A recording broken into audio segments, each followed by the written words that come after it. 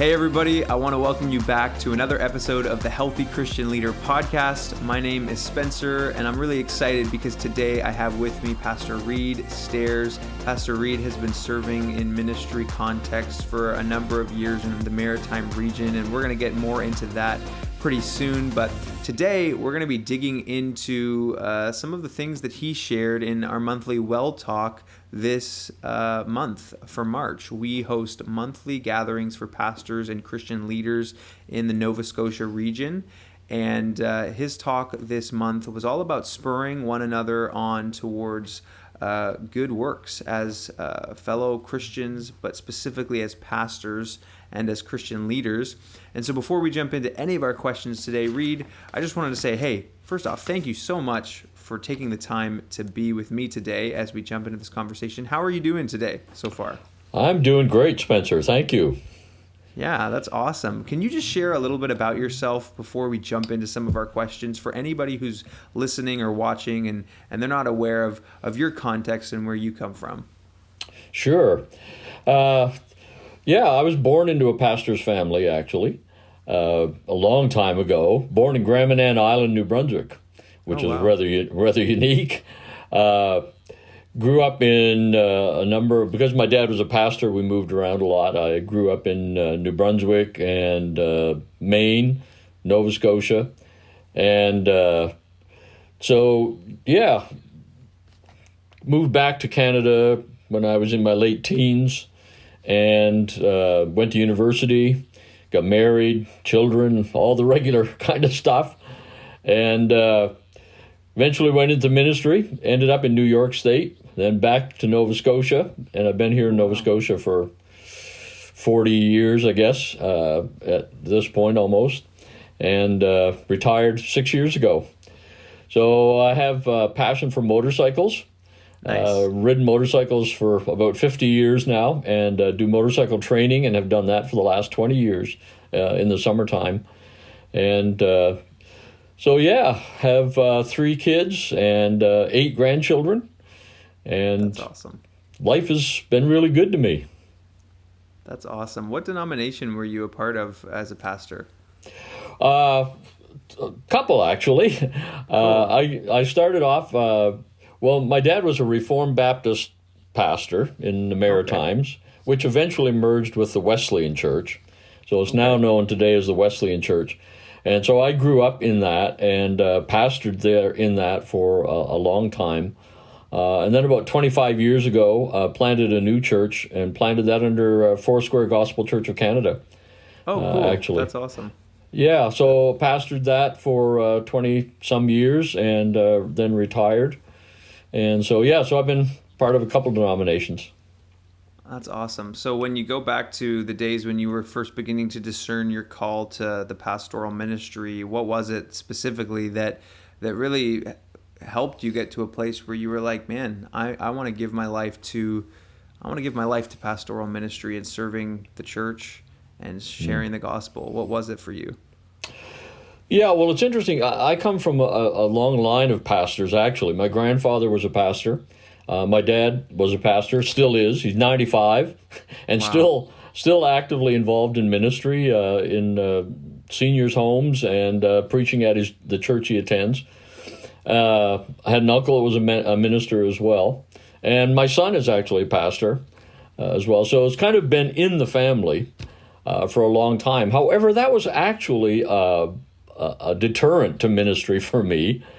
Because I didn't want to do it simply because my grandfather and my father had done it, I didn't want it just to be kind of a family tradition. And so I struggled with that call. I felt it when I was quite young, actually, a call to ministry, and really tried to struggle with that. And went to university and did education degrees and became a teacher, actually, and then went into guidance counseling. And it was during that period, while I was a guidance counselor, that I really began to feel God saying, the time is coming. And it wasn't really a rebellion kind of thing with me. It was like, I want to be 100% sure. that this really is God nudging me in this direction. And I felt like that was how he did it. He kept nudging me. And he would put people in my path or experiences in my path. I remember when I was in university, actually, there was a small church outside of our city that didn't have a pastor. And my dad substituted there some, and I attended some. And they invited me to come speak. And it was another nudge because I really enjoyed that, and it seemed to be a fruitful time so eventually, through a whole lot of circumstances, I just came to the place of saying, you know what, Lord, if you're ready for me, I think I'm ready for this. And I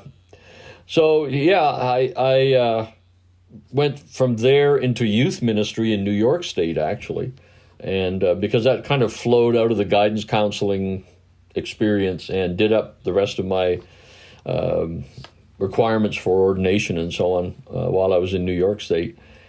And so, it was kind of a gentle nudging into and walking into the calling, but knew from when I was really young that at some time it would happen in my life. That's awesome. How long were you in youth ministry for? Just 2 years, which I guess is kind of the average length of youth ministers back in the 80s. If you survived 2 years in youth ministry, you were doing well.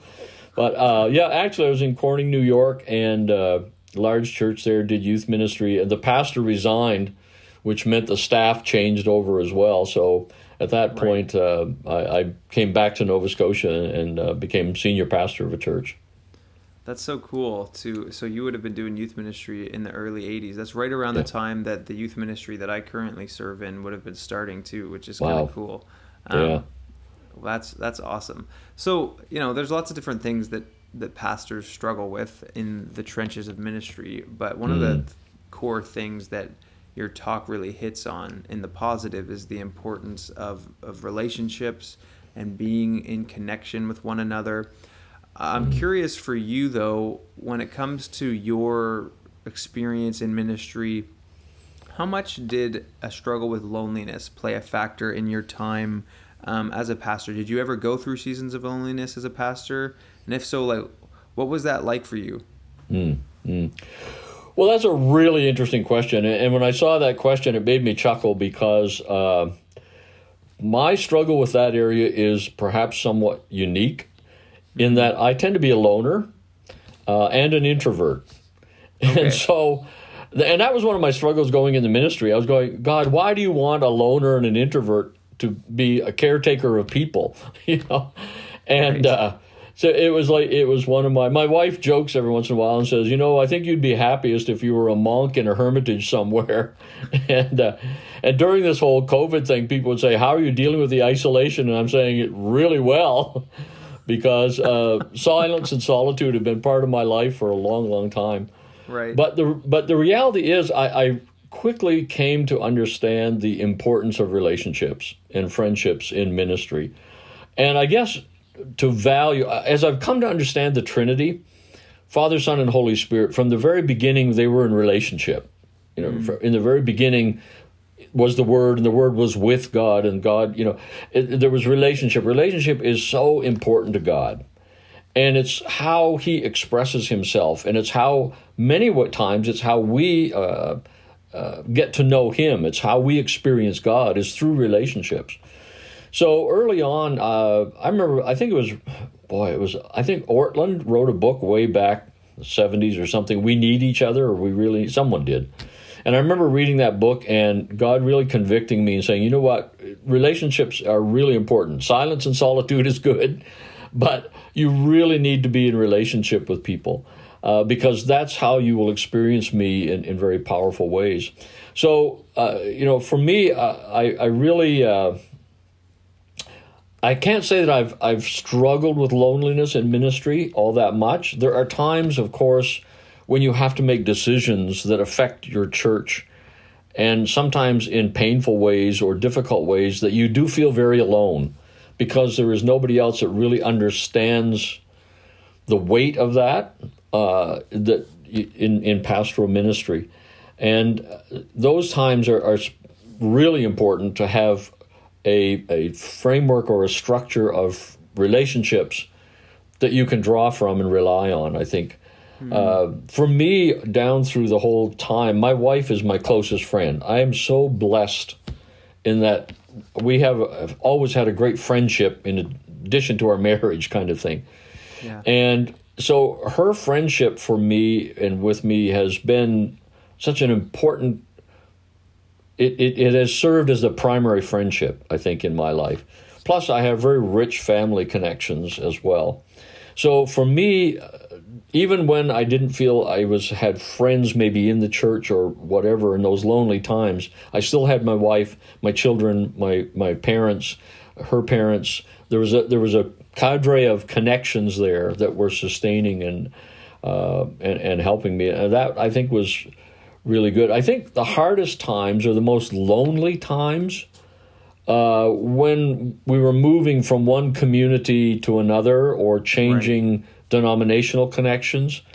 You build up relationships in that community and then you move somewhere. And you maintain them through Facebook or whatever, but it isn't the same. You lose that regular face-to-face connection.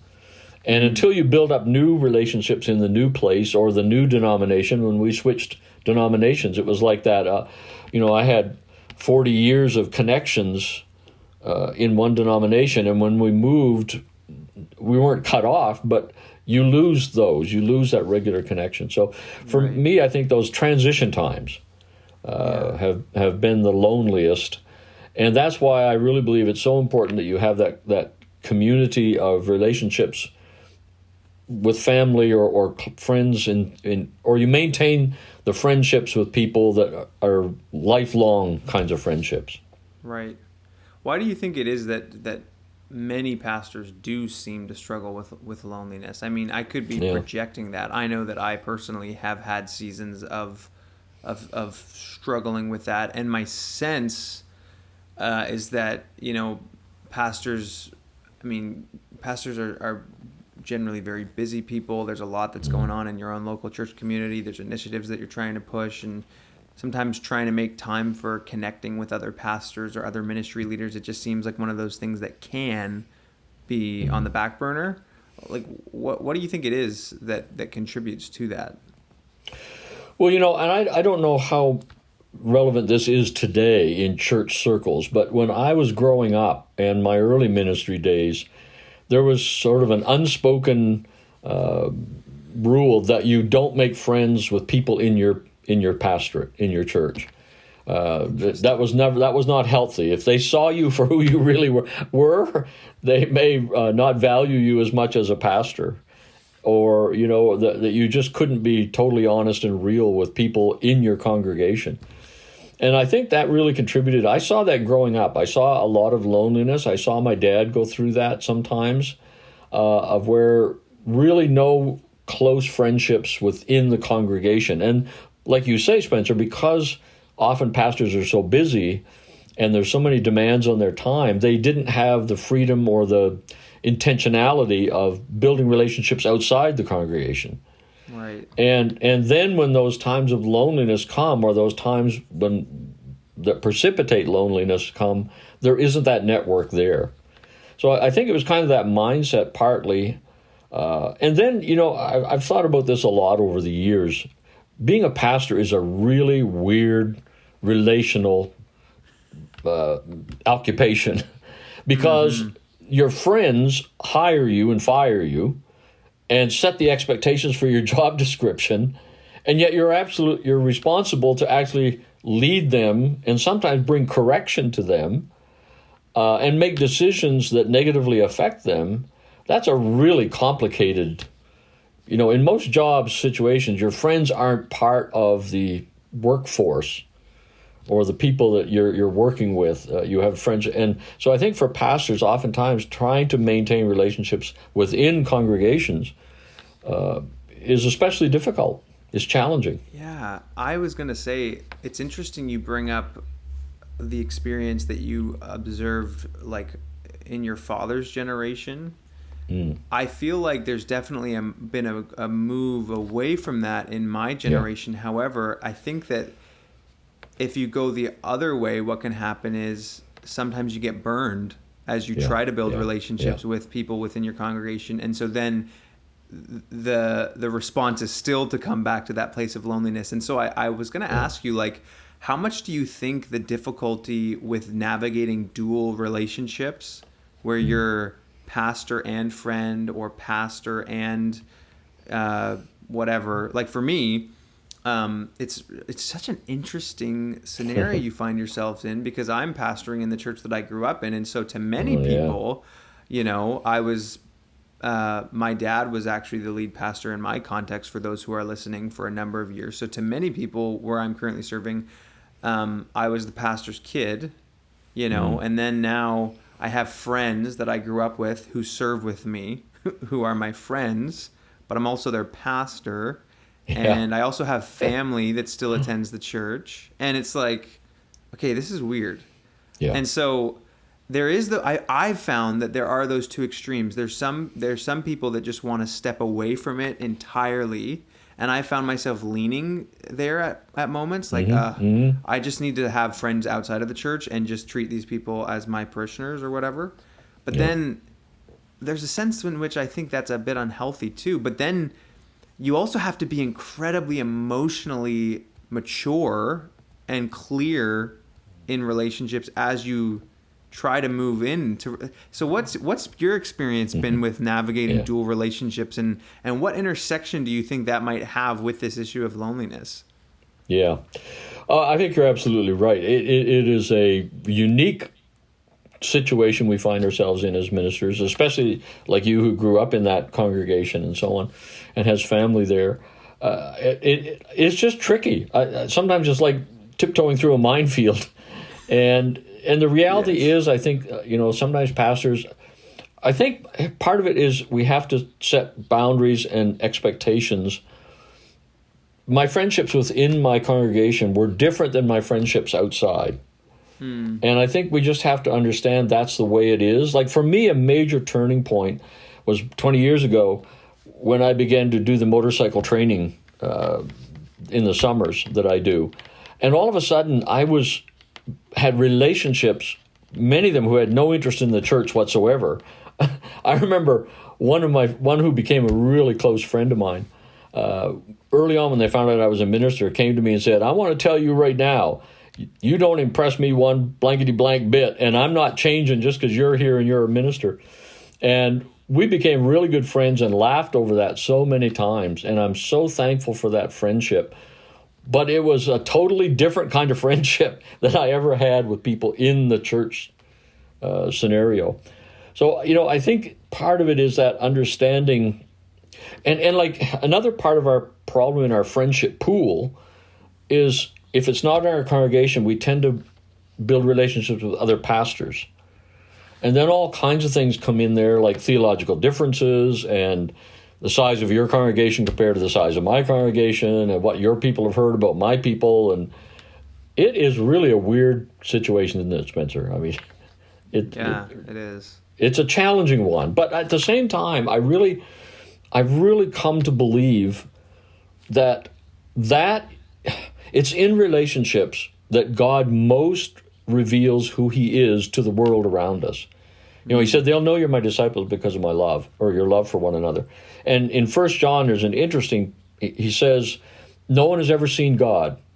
But if we love one another," basically what he says, "then people can see who God is in our relationships." And I think that's one of the reasons oftentimes we struggle with loneliness, because I think the enemy fights against genuine, open relationships within the church and so on, because he knows that's where people can see who God really is and the love of God manifest. So I think it has to, we have to be so intentionally focused on building and maintaining relationships and valuing them and treasuring them, in spite of all of the getting burnt sometimes, and sometimes we do. Yeah, and my heart and desire is, like, obviously you live life for a couple of years and you realize that anytime that you build a relationship with somebody where there's a love and an intimacy and a friendship that's developed, whether that's marital or just a friend, you are always implicitly taking a risk to get hurt. Yeah. But the alternative is to live this kind of cold, lonely life where your heart is just closed off to people. And I think as pastors, like the tension that we have to live in is no matter how many times we may get burned, like we got to just believe again that God can move again and help us find new people, because not everybody is the same. And we start to have these narratives in our mind when we get burnt once that, oh, because I can't trust that person, I can't trust anybody. And it's like, well, that doesn't actually make sense. And there's a lot of other people that God could unite with you in the future that may help you have a different experience and help you heal. And so it's a difficult thing to walk through for sure. But I do think that the dual relationships are a big reason why maybe pastors can struggle, because it requires a high level of maturity and boundaries and all of these different things. For you, if you were sitting down with a pastor who did struggle to prioritize community, friendship, what would your advice be to that pastor? I think the foundation for it, for me at least, has become to really understand the value God puts on relationships. And that it, in many ways, like as preachers, I can think my preaching the word is the most powerful way people experience God, or how I lead the service. But I really think in many ways it's through relationships and how I handle them and how I develop them that people experience God in a very different kind of manifest way. So I guess I would say, come to a point where you're convinced of the importance that God places on relationships, because then everything will flow out of that. I guess I would say hold your relationships loosely. I think I don't know, sometimes I feel like my relationships through my life have been like being part of a symphony. And there are some people I sit close to beside me in the trumpet section, and I get really close to them. And there's other people sitting beside me in the trumpet section I'll never get really close to. And there are people over in the tuba section that I may never, develop, and I may develop a friendship over in the string section. And those come and go during the music. Some are really close and some aren't. I'm not sure that's a good analogy, but if I hold my friendships loosely, I can let them go when I need to, and I'm not putting expectations on those people. I think sometimes one of the most destructive things to relationships is when we put expectations on each other, and then we disappoint each other, and then we pull back from the relationships. And for me, part of it has been coming to believe that the Christ in you, Spencer, I want to know that Christ in you, and I can only know him in that particular way through your particular personality in life. And so therefore, you become important to me because of the Christ who is in you. And for me, that makes friendships really a treasure, and I cherish my friendships with people.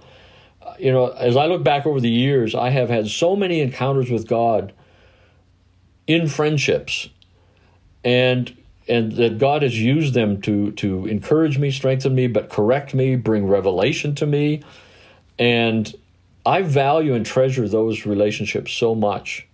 I value and treasure prayer and worship and the word, but I value relationships right up there equally as being the way God communicates and manifests himself to me. So, I would say in that, be genuine in relationships. I think one of the most destructive, or one of the things that makes relationships most difficult, is when people have a mask on, and you only can relate to the mask, not the real person. And I think for us as pastors, sometimes that's hard for us to take that pastoral mask off and just be who we are. I found it really, really hard for a lot of years to just be honest about the fact I'm a loner. I like being by myself, because that seems so unpastorally. And but I found when I was more open and honest about that, my relationships also became more genuine. Right. And and I think that building diverse relationships is important. And I think, like I said before, as pastors, we can build all our relationships within our congregation, in our parish. And those people all have unique and distinct life outlooks that often are very different from people totally outside the church.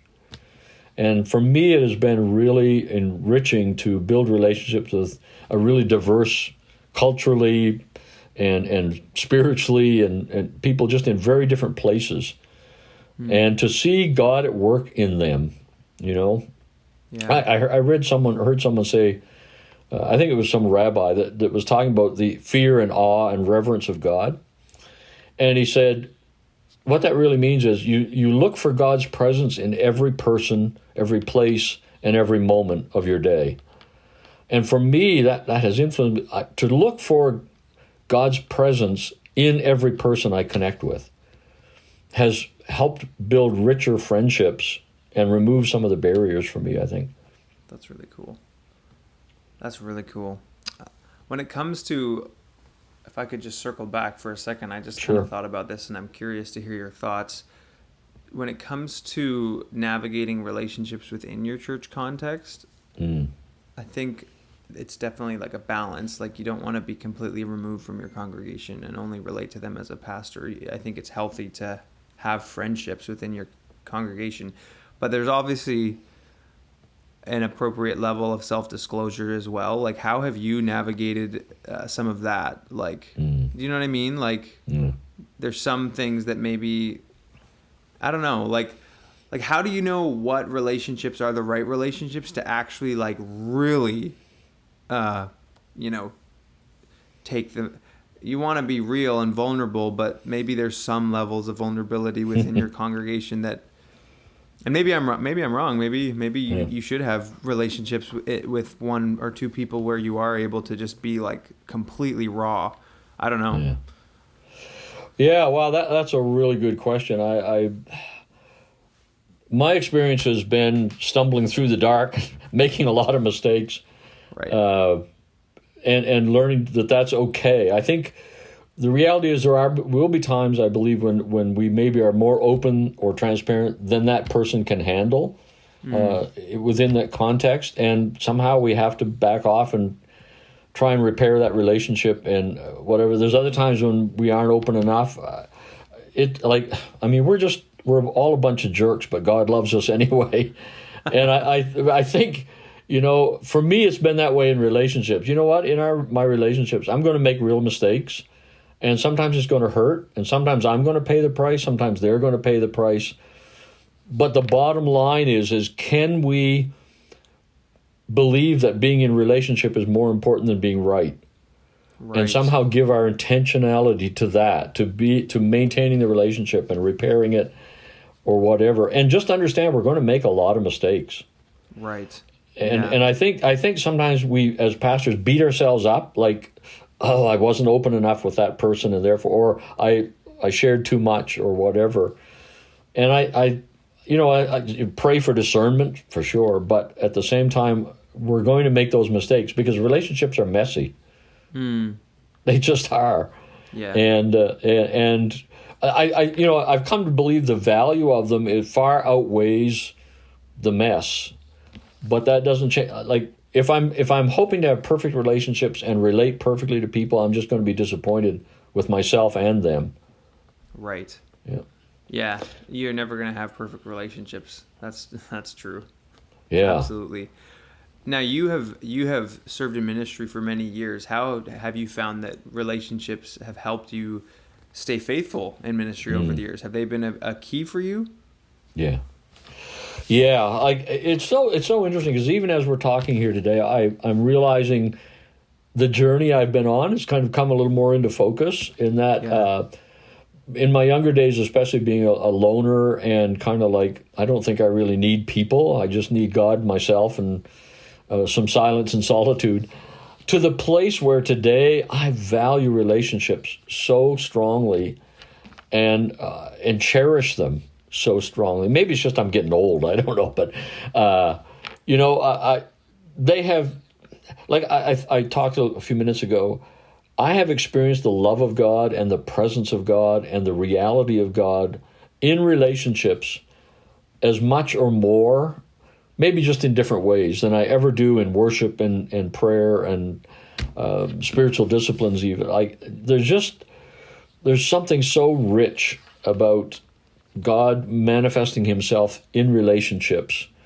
It has sustained me. I mean, when I've gone through really painful times in ministry, heart-rending times, and having someone you can just talk to, a friend that doesn't have expectations of you. They just listen, and they're just there with you.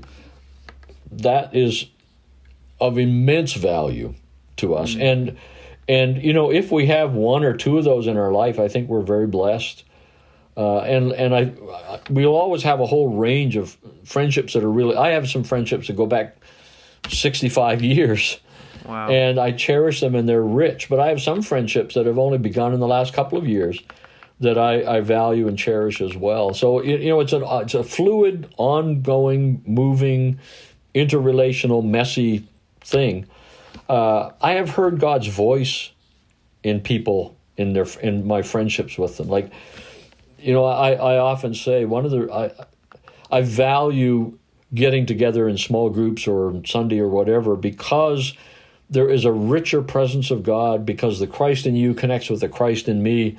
Jesus said, out of our inmost being will flow rivers of living water. And when I'm together with you, the living water of Christ is flowing out of you, and mine is flowing out of me, and the stream gets bigger and bigger and deeper and richer. And so like I say, I've heard God's voice in people. There's times they've helped me regain confidence. I think that's been a major benefit of, like, sometimes when I realize, man, I'm not being successful here, I'm not handling this well, and friends that just believe in me and stand with me, what a gift. What an incredible gift of God that is. And again, it's a revelation of, I am with you always, I'll never leave you, my steadfast love supports you. I see that I experience that in friendships. And another thing friendships have helped is with perspective. I can get very tunnel vision in my ministry, what needs to happen in the church, what needs to be done, what needs to happen in people's lives. And sometimes friendships have really helped me regain perspective. Or I think this situation I'm in, it's the end of me. It's, I don't know how to handle it. No matter what I do, it seems to just get worse. And so friends often, who are outside the church, help me gain perspective of, this isn't all there is to life, and God will have the last word. Just a regaining of perspective has been a incredible benefit to me through friendships. Yeah. Awesome. That's really good. I know that relationships have been a massive help for me, even just in the first 3.5 years of vocational ministry that I've been involved in. And I have a sense that, well, it's not just a sense. I think I know for sure that if I'm gonna stay faithful for the long haul and have a fruitful couple decade long time in ministry, relationships are gonna have to continue to be a key. And really that's the heart of the talk that Reid shares in our monthly Well Talk this month. So hey, if you're listening to today's conversation and it's helped you in any way, I want to encourage you to go check out that Well Talk on the Aaron Ministries YouTube channel, because we think it's really going to encourage your heart. Reid, are there any final encouragements or words that you'd like to share with any of the pastors or Christian leaders that are listening before we bring the conversation to a close? My heart aches for pastors who feel lonely. That's an intense pain, and it's very real. And it's very. I don't know how to always help pastors who just feel that loneliness, and just to encourage us to be sensitive to one another as pastors or in spiritual leadership. be sensitive to that, and when prompted, reach out and just be there. Like one of the things for me, I think, is to come to realize there's a great diversity of friendships. I have some friends that basically we just get together and laugh, but I don't tend to share deep stuff with them. I have other friends that I can really kind of share the bottom of my heart with. Right. And not to expect every friendship is going to be the same or bring the same level of response to you, if that makes sense. But do whatever you have to do to build relationships somewhere. I really believe that God will bring people across our path that will be a friend or give us friendship or relationship if we're looking for it. But yeah, I don't know. I just have that deep sense of there's such pain in pastoral ministry, and part of it I think comes from oftentimes our people, and they don't even do it on purpose, but they have very set expectations of what we should do, how we should preach, how we should lead, where the church should be going, and that often gets in the way, I think, of relationship within the church setting. Yeah. And it can contribute to the pastor feeling very lonely. Like nobody here understands me, nobody here is on the same page as I am. Right. And so my prayer is just, God, bring people into those lonely moments. Bring people alongside. Amen. And I would echo that. Like, if you are listening and you recognize that this is a struggle in your life, and you recognize that you need to maybe be more intentional, take a moment and actually just pray and ask God, send me someone. Send me someone, a friend, a pastoral friend, a friend from the community, a friend to just go hang out with.